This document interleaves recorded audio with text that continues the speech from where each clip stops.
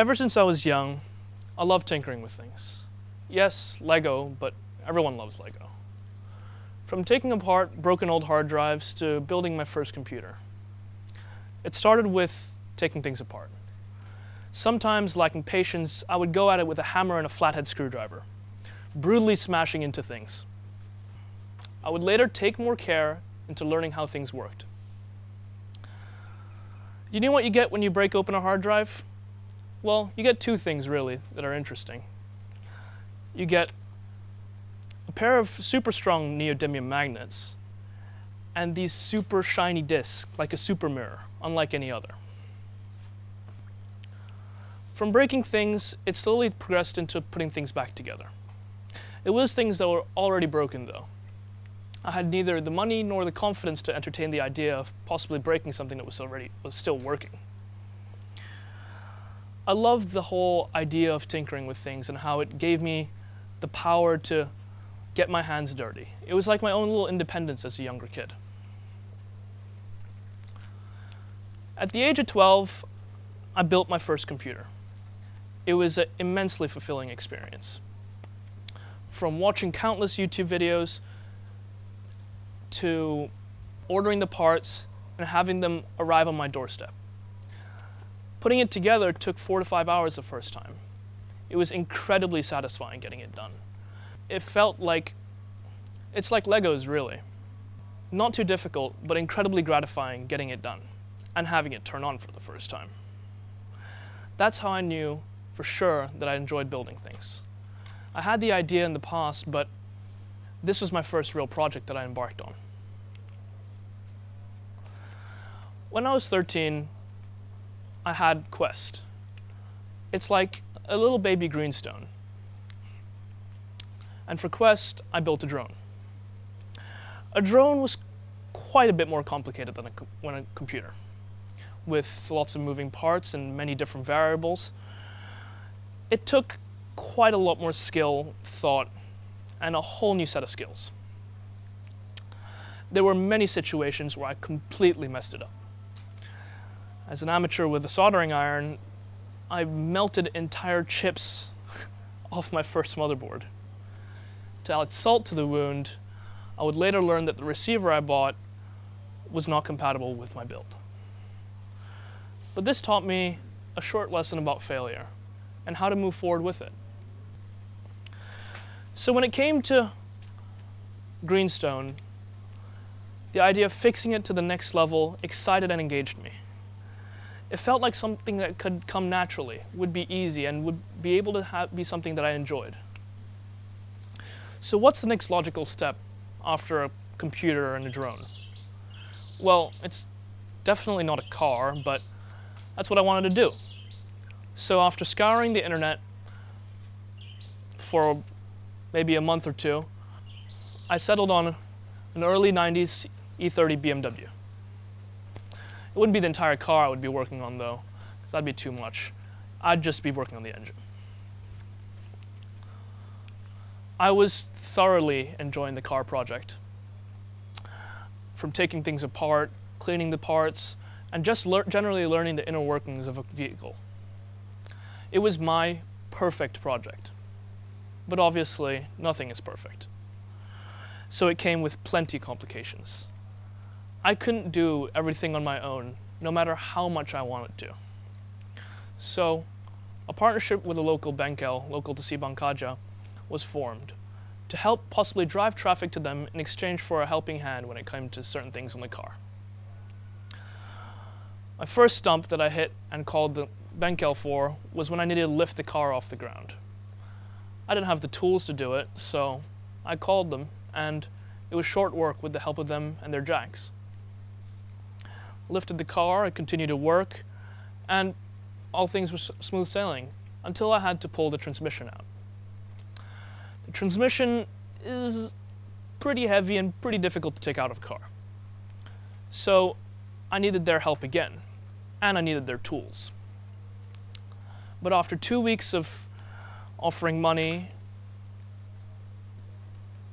ill family members, and apparent ceremonies that they had to attend, I was left stuck. They weren't coming, and I felt defeated. But for better or for worse, I was used to it. You see, growing up in my family, though it was privileged, it was unconventional. And I was kind of forced to grow up earlier than normal because of issues within my own family that I won't get into. But because of this, I developed this incredibly unhealthy idea that I have to do everything on my own. I would want to work on my own, and I never really could do things with other people that well. Shortly after the issues with the transmission, I had to travel back to Singapore because of my insurance. And that's when COVID got serious and Singapore went on lockdown. I was then stuck there without a Greenstone, and I was completely tunnel visioned on trying to get back to Bali, even though at the time it was impossible. I would think about it day in, day out, and all I would think about is trying to get back to Bali to work on my project. I kept thinking at it until it was almost too late to think about it anymore. I was then approached by Kyle and Tom with a possible new Greenstone idea, a Minecraft graduation. I thought, well, that's pretty interesting, and possibly could be a game changer, maybe even a headliner. It got pretty far. I was working with them, trialing different things with them, and working around all the school's requirements and what they wanted. But only 2 short weeks before Greenstone and graduation, my project got cancelled. And yet again, I was left without a project. And at this point, I'd completely given up. I was conceded to the idea that I would just do some half-ass thing and get it done with just to pass. But luckily, I was saved by Harriet, who came up with the idea of having a second group of Greenstone done later in the year.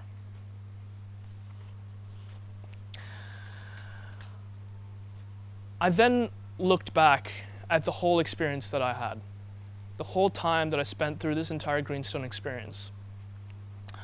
I looked back at the idea where I always wanted to do things on my own, always not relying on other people, and the stubbornness to just not listen to anyone. And I looked at other projects that I've done. I've ruined countless projects in the past and experiences in the past because of this stubbornness.